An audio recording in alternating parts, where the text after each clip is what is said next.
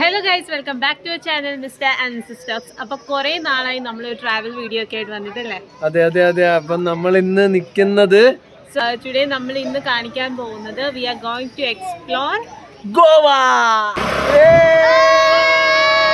ഗോവയിൽ കൂടെ പോയിക്കൊണ്ടിരിക്കുകയാണ്.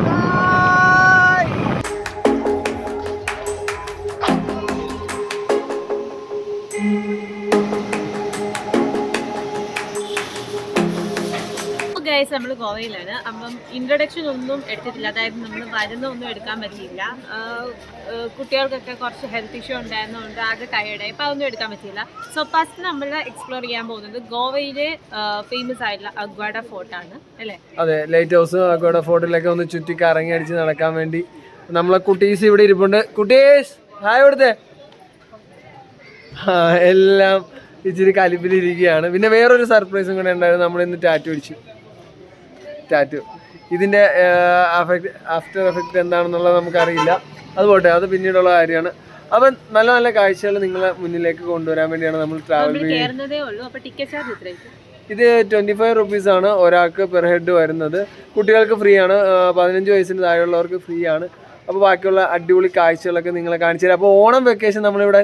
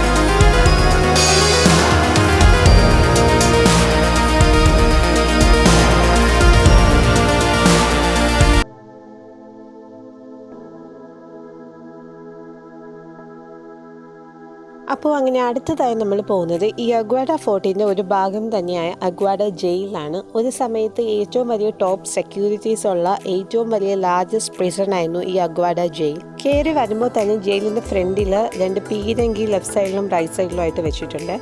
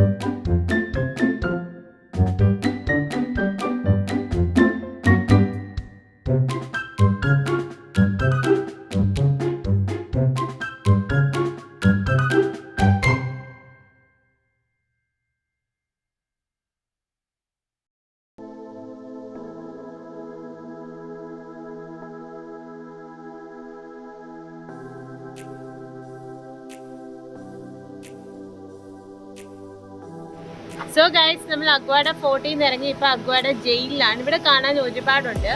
നമ്മൾ വന്ന് കാണേണ്ട സ്ഥലമാണ്. ആ പണ്ടത്തെ ജയിലിൻ്റെ ആ സംവിധാനങ്ങൾ ഇപ്പം അതല്ല, ഇപ്പം എല്ലാം പുതുക്കി നല്ലതായിട്ട് മെയിൻറ്റെയിൻ ചെയ്തിട്ടുണ്ട് അവിടെ.